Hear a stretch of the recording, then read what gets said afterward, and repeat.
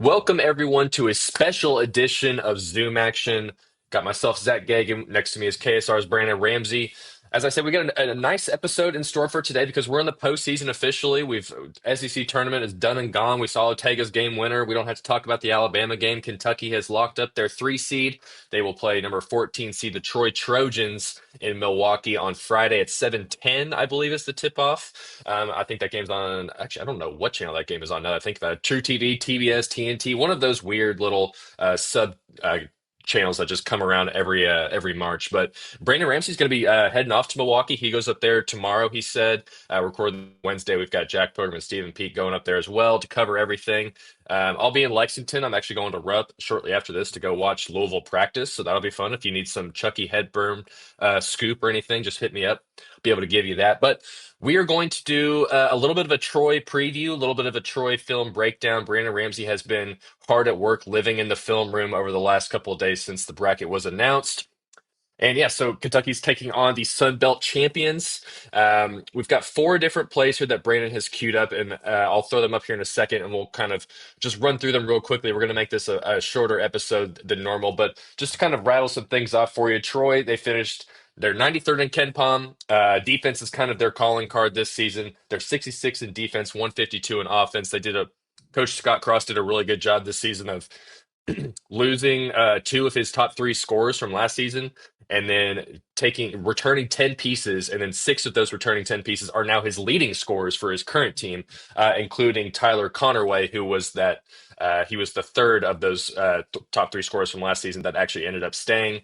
And they've improved a bunch. So they've swapped out some offense for some defense instead, and this team has become one that was really powerful in the Sun Belt. They finished, what was their record? 23 and 10, 13 and 5 overall in their conference. So they've kind of a weird profile in terms of how they generate their points. They shoot a lot of threes. They don't make a lot of them. They're not very tall, but they're good at blocking shots and getting steals. So it's a weird profile of how they actually work out, but it's done well for them this season. But Brandon, before we kind of jump in, just how the hell are you, and how do you feel about this matchup for Kentucky? What is it? I know is there any maybe team that Kentucky's played against that you would compare it to as before we kind of dive into the actual film here? Yeah, as soon as we got this matchup on Selection Sunday, I tweeted out that to me, Troy is the mid-major Texas A&M. And those of you that know me know I have plenty of thoughts on Coach Buzz Williams and Texas A&M. But I do think the style, I think it's an accurate comparison because, as you mentioned, Zach, they're pretty willing to shoot threes, but they literally make under 30% of them. They're one of the worst Hmm. three-point shooting teams in all of college basketball. But what are they excellent at? They're elite at offensive rebounding, Hmm. 38.6% offensive rebounding percentage. That's sixth in the country. Who does that sound like? That sounds like Texas A&M. On the defensive side of the ball, they are very aggressive. They're seventh in steal rate in college Hmm. basketball. They're pretty good at the rim, despite not being the tallest team in the country. They're not going to play anybody over 6'8". But I was telling Zach earlier, right when we got on StreamYard here, that there's maybe no team that I've watched this season, quite literally, that's better at being vertical at the rim than Troy. And what I mean by that is like they get their shoulders to their ears and they jump straight up and down, which what that means is like they don't foul at the rim. Hmm. They're either going to make you miss, they're either going to block the shot, or yeah, for good teams like Kentucky, hopefully we can kind of play through them and just dunk on them a time or two. But they are excellent at being vertical at the rim, and that's why, even despite being smaller, they're 20th in the country in terms of 2 point defensive shooting percentage. They hold opponents at 46.2% shooting from 2 point range. They're excellent at blocking shots because of that verticality. They can get a piece of it. So it is a unique team. And then also, they play a decent amount of zone. They're going to press you on about 20 to 25% of possessions. So it is a unique matchup for a team that obviously we're not familiar with. There's going to be some different things to walk through in practice because you have to deal with preparing for a zone, deal with preparing for a press, and then just kind of the physicality and athleticism of this matchup. And the hope is that we beat high major Texas A&M. So if I called Troy the mid major Texas A&M, then hopefully we're going to be okay. And I do think that the talent level of this one and what you would hope to be, that sure Texas, I'm calling him Texas A&M now. Troy is excellent on the glass, but hopefully they're excellent on the glass because they played 18 games in the Sun Belt. And now that they're going to play an SEC team, hopefully, we're able to defensive rebound against these guys. And sure, they force a lot of turnovers in the Sun Belt. Hopefully now playing an SEC team, we'll be able to take care of the ball, especially with Lamont Butler expected to be able to play for the Cats. But, Tatum Connerway, he's the Sun Belt Player of the Year. He was excellent for the Trojans. That's going to be a tough matchup. I mean, he's as big and physical and athletic as Lamont Butler is. He's not a great shooter, but he's an outstanding driver, an outstanding playmaker, a really good on-ball defender in his own right. So he's certainly a name for Kentucky fans to know going into this one. But ultimately, it's March, Zach. You just have to survive and advance. We haven't been the best at surviving nor advancing in recent years, but Oh boy. it's a new era now, and let's get back to winning some games in the NCAA tournament. Yeah, hopefully that Texas A&M comparison isn't a one-on-one in the thinking that they will go straight for Lamont Butler's shoulder and just try and rough him up, because I kind of forget every so often that the Texas A&M game is when Lamont Butler's shoulder became an issue, when he basically just got his ass kicked for 40 straight minutes by their rough and tough physical style play. But just some other quick little stats about them. As mentioned, Brandon mentioned, really good offensive rebounding. They're really good at getting to the free throw line as well. They're good at a lot of their shots are generated off assists. They're actually an incredibly efficient 2-point shooting team. They just don't do it all that often, like we've talked about. I think it's 49% of their shots come from beyond the arc. So they take a lot of them from out there, don't make many, but when they do get inside, they do pretty well. Again, that's against Sun Belt competition, so we'll see how that translates when they're playing against Amari Williams, Brandon Garrison, and Andrew Carr. They turn the ball over a decent amount as well, so that's something that Kentucky could maybe try and take advantage of. It's there's a very massive talent gap and competition gap between these two teams. So even though you've got, our buddy Evan Maya says that Kentucky's the most likely 3 seed to get upset, there's still only a 20% chance that Troy wins that game. So I think Stephen Peake even said it on Twitter. He's like, if there's an 80% chance of rain, it means you're going to bring an umbrella. So if there's an 80% chance of Kentucky winning, you can kind of expect that to be the case. So let's go ahead. Did you like that one, Brandon? Did you like that one from Stephen? Yeah, I like that one. I don't know if it really makes sense that much, but I like the thought behind it. I'll admit, when I saw it, I didn't fully get it. But that's the beauty of Stephen like Peake's of mine there. So I liked that one, but we'll go ahead and jump right in here. Brandon has all 4 of these clips just on one fancy little YouTube page, so we'll be able to swing through them kind of quickly. A lot of this first clip here is going to be a lot of I think the first couple's clips are a lot of ball screen oriented stuff. They really like to try and get themselves into their offense through ball screens, and that's a lot of the way they generate their offense. So Brandon, go ahead and take us through this first clip here. This actually comes to us from the Sun Belt Championship semifinal here. Another note on their Sun Belt run, they won all 3 games by an average of 16 points. No loss was less than 13, so they kind of just mowed through this entire field. There wasn't much competition throughout, even as the 3 seed here. But Brandon, run us through this play here and talk about what makes some of their ball screen action so potentially dangerous for Kentucky. Yeah, so the Trojans are going to ball screen, then they're going to ball screen, then they're going to ball screen some more. It's something that you're going to have to be ready for at all times offensively. And they run some different sets and actions and entries to sort of get into some of the looks and kind of get the ball where they want it to get to, or where they want to start from, or get the ball into the hands of the guys they want to play from and out of. But it's just going to be ball screen after ball screen a lot of times when guarding Troy. As you can see here, obviously they started with one there. Now you get the ball over here onto a side, and this is Tatum Connerway, number 12, Sun Belt Player of the Year, as we have mentioned. And we're going to stop and start it here a couple of times, because there's a couple of different things I want to talk about. First off, at the point of attack, personally, I would be trying to go under a lot of these ball screens for number 12 Connerway. He is 31%. That's I'm looking at conference numbers. Yeah, 31% he has a 20 for conference. Yeah, 31% in conference, 27.7% overall, which I'm not a math major, but that's not very good. So I would much rather him shoot 3-pointers than allow him to get to the rim, allow him to get to the free throw line, and all of that. So instead of being hugged up on him on the ball, I would rather see him take a step back and try to get underneath this ball screen. Similarly, instead of being out here sort of hard hedging this ball screen, which I don't think we're going to do, we're going to be a drop coverage team, I would have my feet back here kind of towards the elbow, ready to either force him into a pull-up jump shot, keep him from turning the corner, keep them from getting it on the roll, etc. So I think you just be better at the point of attack so you don't let him turn the corner. However, if you're in a situation where he does turn the corner, let's look at these other two jerseys in white. They're not in bad position here. Like they both have essentially 2 feet in the paint. That's good. But then you need to actually get your rear end in here and Mm-hmm. do something about the ball as opposed to just letting Conaway get it all the way to the basket. If he starts to turn the corner, I would much rather commit here, kick it out, and let's see if that guy can make a three. Or let's go ahead and commit here, kick it out, and see if this guy can make a three. And if they start, and I know every Kentucky fan watching this is going to say, That's the well, worry, Brandon. That's the yeah, worry. Troy's going to make 74 3-pointers in the first half, Brandon. That's just the way that it goes against Kentucky. I mean, can And you blame that line of thinking though right now? to some extent, no. I mean, yeah, I get it. It feels like teams shoot the lights out against us, even though I think to this day we are still Still one of the best we teams in the country at we it. are Yeah. 30th in the country in 3-point percentage defense, which I always like to point out to people on Twitter when they come at me about opponents making all the threes.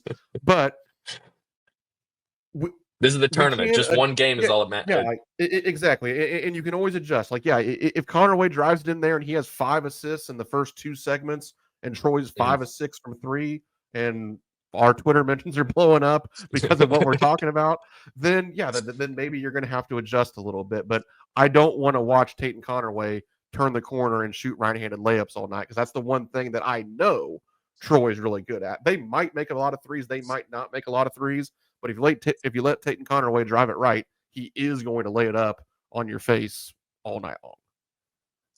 Yeah, and with Connorway, as we'll kind of show in this next clip, Brandon, because we were talking about off screen about, um, going under screens, making Connorway, maybe shoot threes or not, or take mid-range jumpers. Like I'm looking at his Bart Torvik numbers right now on far twos, what they would classify as far twos. He's 8 of 23 on the season, so he's still not any good at that. Those are probably the two ranges you want to try and keep him at, is just outside of the paint in general. But go ahead and run us through this next clip. This is even more ball screens, lots of ball screens here from Troy to get themselves a clean look against. And we'll talk about Coastal's defense here, or Brandon will, as this kind of goes throughout, and how Kentucky will be able to pretty much do the exact opposite of everything that they did, and it should something that will be baked in their game plan and should be semi easy to execute compared to this Coastal team at least.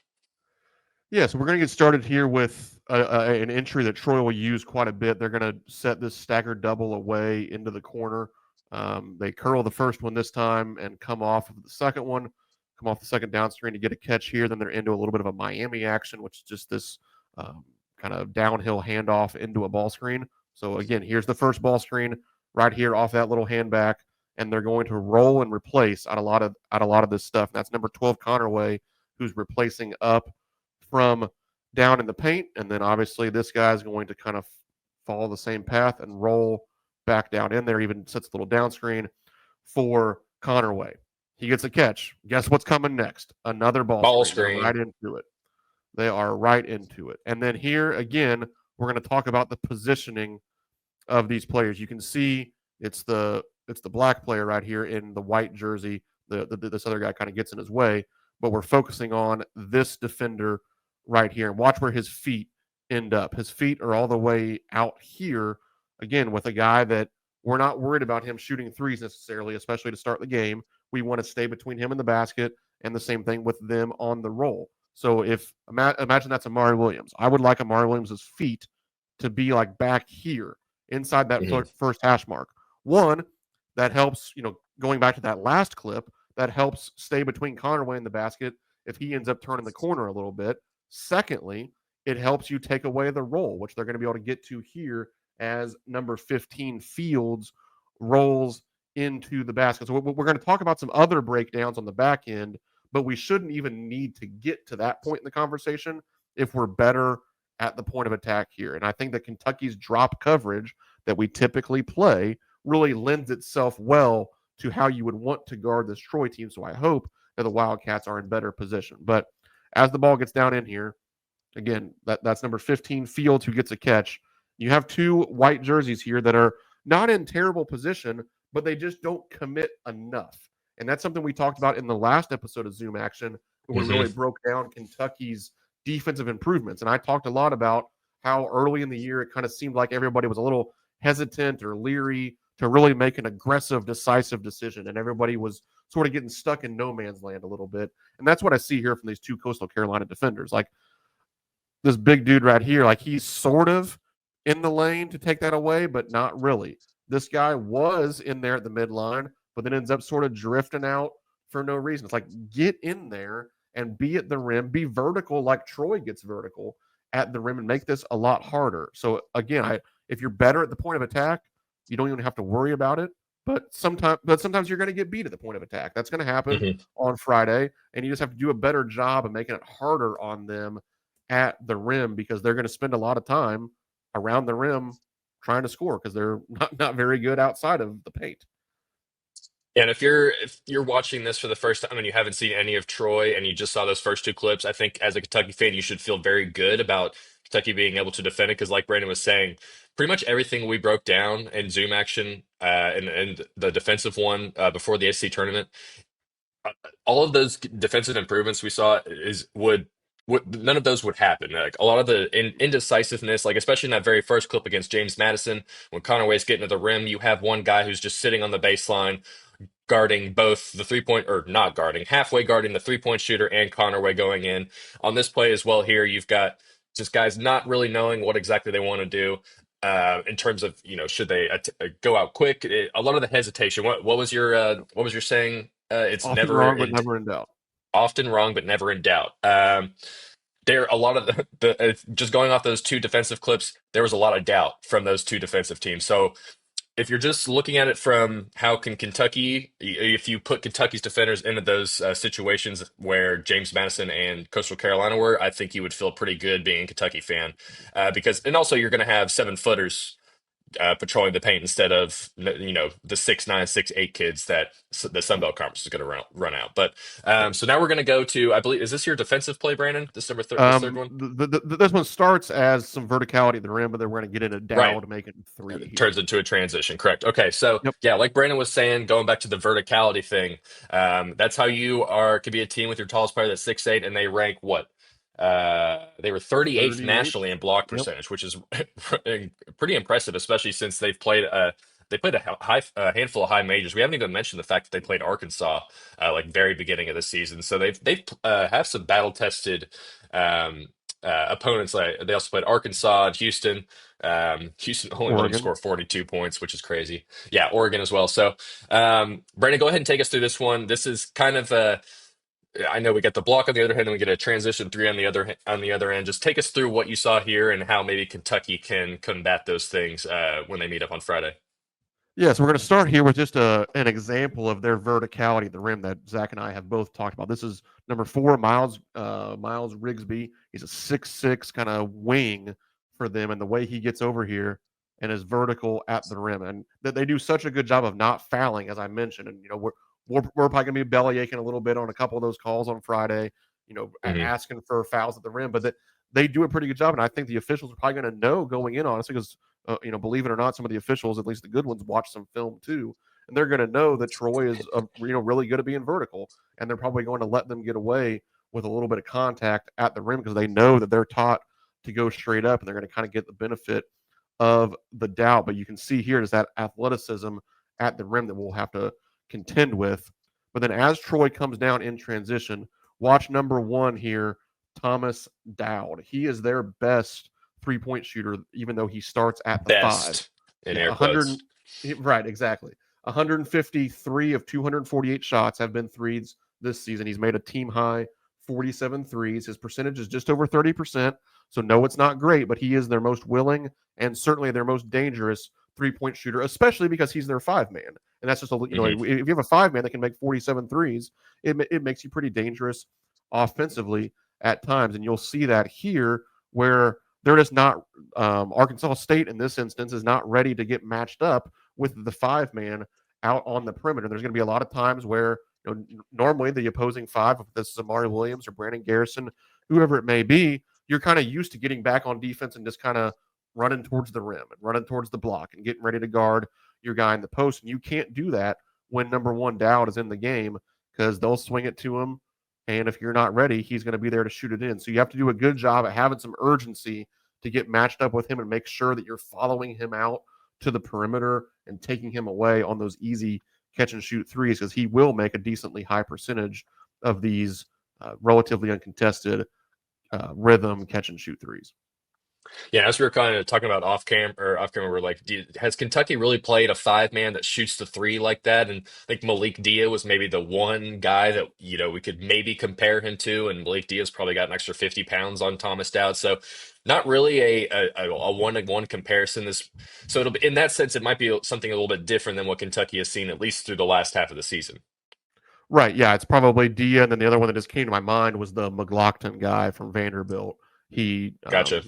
he Yeah, knocked in he, a he couple threes against us yeah, in the loss to not a Vanderbilt good this three-point season. shooter as well.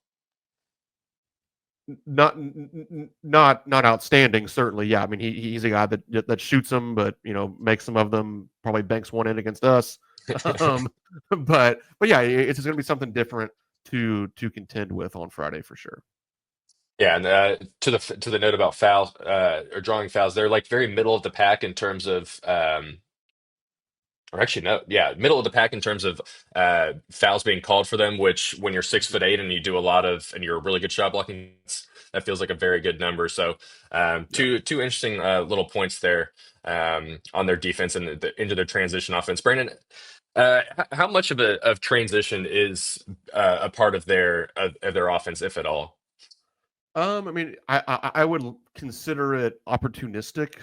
It's not something that they're going to look to do like the way that Kentucky really looks to, fire it up the floor and shoot the first open three and really push the tempo. I mean, they're 230th in adjusted tempo on KenPom, 257th in adjusted or in average possession length on the offensive end. So they're not Mhm. necessarily looking to get out and run a ton. But with a lead guard like Conaway, with honestly a lot of their best shooters being in their front court and guys that can trail the play a little bit in transition and get some threes off, they will be opportunistic if it's there for them if you don't do a good job in transition defense. But I don't think that it's a game where you have to like for example, I mean there's a trade-off between offensive rebounding and transition defense. In this game, I would be selling out on the offensive glass. They're Mhm. not a very good. They're actually they're a poor defensive rebounding team, despite being elite on the offensive glass. So like I want to see Kentucky sell out and try to get a bunch of offensive rebounds and second chance points in this game. And if that means you get burnt a time or two in transition, I think in this game that'll be a fair trade off. We'll go ahead and dive into our last play here. This is a defensive clip that Brandon has pulled up.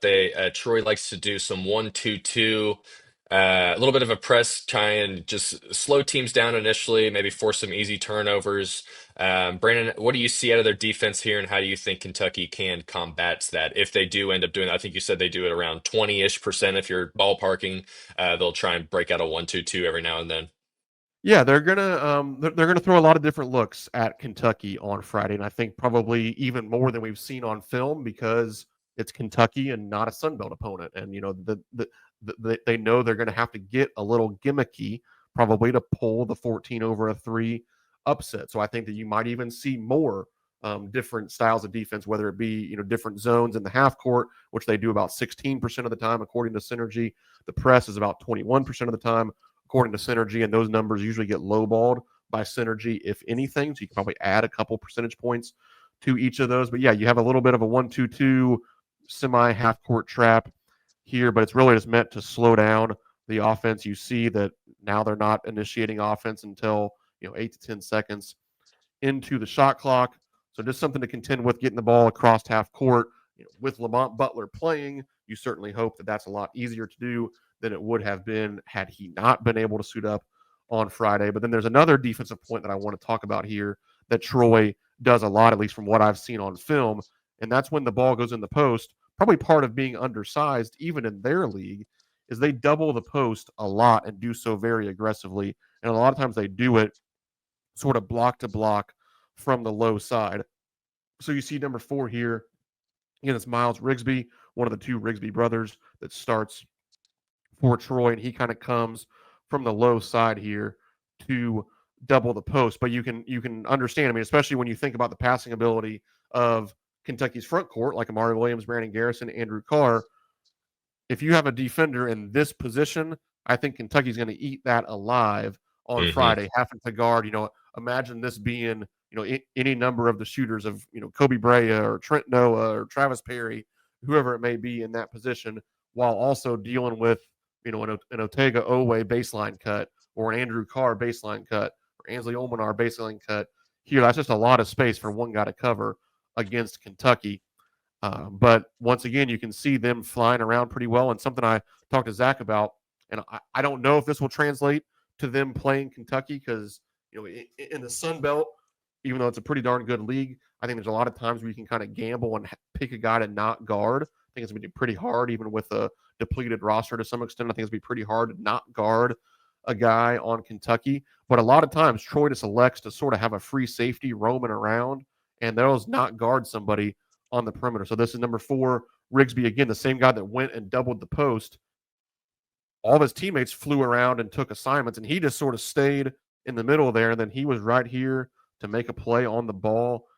As a spin move happens, again, gets vertical at the rim, gets him to miss, ball goes out of bounds. So again, you see just that aggressiveness that they have defensively. They're going to let some guys roam around, try to make some plays. They're going to get vertical at the rim. They're going to go for steals. That's why they're 7th in the country in steal percentage. But again, a lot of those things worked in the Sun Belt.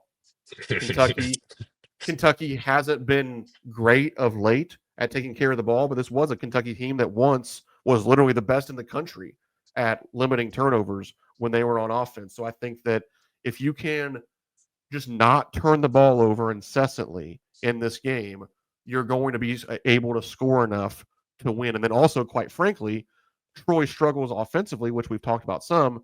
If you don't let them get points off of turnovers and points in transition because you turn it over, then it's also going to be really hard for them to score enough to keep this close. So, like not turning the ball over, really, you think about it as an offensive thing, but it really helps your defense as Hmm. much as anything as well. And I think that if Kentucky gets shots every time down the floor, and then if you're able to kind of play half court defense against Troy's offense, then I think you're in a situation where you should have a pretty comfortable first round win for Kentucky on Friday. Yeah, you'd have to think that Pope probably wants them to do some double teaming in the post. Maybe not on Brandon Garrison, because while he's still a passer, he really likes to try and do well. Hell, he might even be able. He loves his like backdoor cuts and stuff like that. So maybe it might work out. Mhm. You've got an extra 4 or 5 inches on every single one of their Troy's defenders. So seeing over these guys should not be that tough.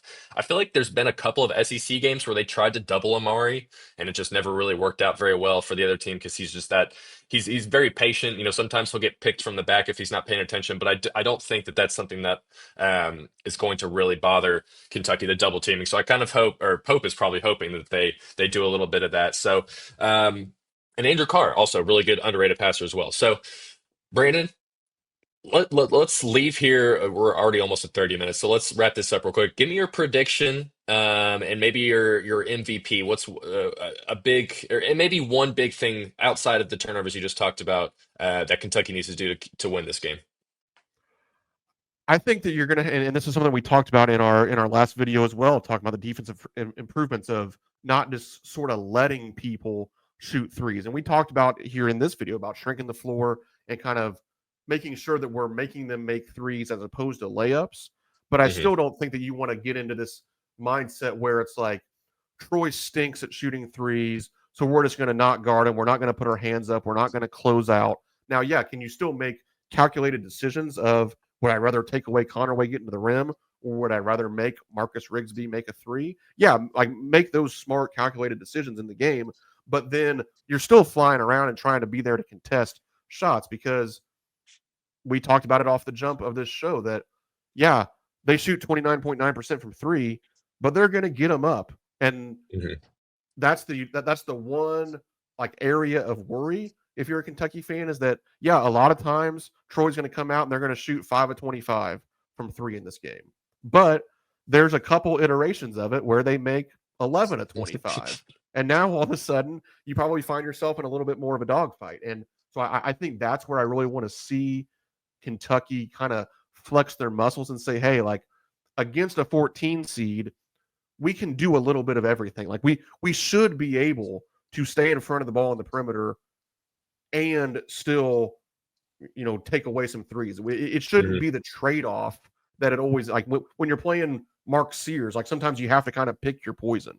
I think that against Troy, you should be able to kind of have your cake and eat it too at times if you're Kentucky. And I think that's what I really want to see is like, okay, let's showcase that we've actually gotten better on the defensive end of the floor and really put together kind of a dominant defensive performance against a team that has some clear offensive flaws. Let's stay between Conway and the basket. Let's not put ourselves in positions where we have to overhelp at the rim and let them get wide open looks from three. So that's what I'm really looking for in terms of the defensive effort and intensity and urgency and concentration and execution and all that stuff. But ultimately, I think Kentucky wins this one. Let's go 87-65. I do think we'll be able to pull away a little bit. I mean, one of the things I said on Twitter the other day, when you look at the two most common opponents in terms of KenPom rating, not that that's the end all be all, but it's Lipscomb and it's LSU. And actually, those two teams are slightly better in terms of the KenPom rating than um, than Troy. And I think that Kentucky won those games by an average of about 1,000. 25, 30 points.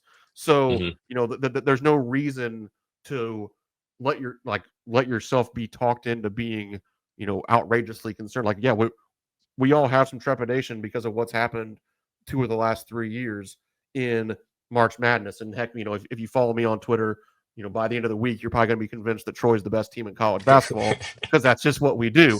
But I think that ultimately you should remind yourself, like, hey, this is a 13 against a 4.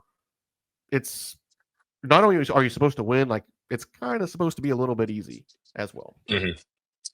Yeah, and I guess, maybe I just buy in a little bit too much to they're going to be just much more well prepared from a game planning perspective. No doubt. This coaching staff and this team is compared to the last few years. I truly believe that will be the case. So I think this will be a great tune up for Kentucky to prepare themselves for whatever their second round matchup ends up being, which I do think will be a good game no matter who it is. I'm kind of hoping it's not Illinois because honestly, I don't like playing three draft picks on one team. That kind of scares me a little bit. But I'm also believing that Kentucky's going to kind of boat race this team. I'm going 90-73, 17-point win for the Cats. I think there's just not going to be enough talent and height on Troy. They might come out and hit a couple threes early on, but as Brandon likes to say, we'll adjust. UK will adjust from there after that, and I think they'll just kind of cruise to this one towards the end. Troy's done a great job this year. Scott Cross has done an excellent job in his 6th year with Troy. Like I said, he did a great job of not really relying on transfers. He lost 2 of his 3 top scorers and then returned everybody and made that team into an even better one than last year. That also, I think, had a similar record as well. So they're going to be a good team. They're going to be well coached. But I just think overall, you're not going to see this is not going to be your Cinderella 14 seed, or if you're looking for your upset pick, I would look elsewhere. But yeah, Kentucky by 17. Brandon had them by somewhere around there as well. 22. Brandon, 22. Brendan will be up there, or he's heading up there tomorrow. He's already got all his brewery tours lined up and all that. So I'm sure it'll be a fun time up there. I hope a lot of Kentucky fans are going. I don't think it's that far of a drive from Kentucky as well, like 6, 7 hours. So if you can go up there and make it, definitely do if you haven't already gotten your tickets. But we will see you all soon. We'll see how this first round game goes for Kentucky. If they win on Friday, they'll play again on Sunday, and we're just going from there. It's one and done. We're in the best year right now. So from Brandon and Zach, we're signing off here, and we'll see you all next time.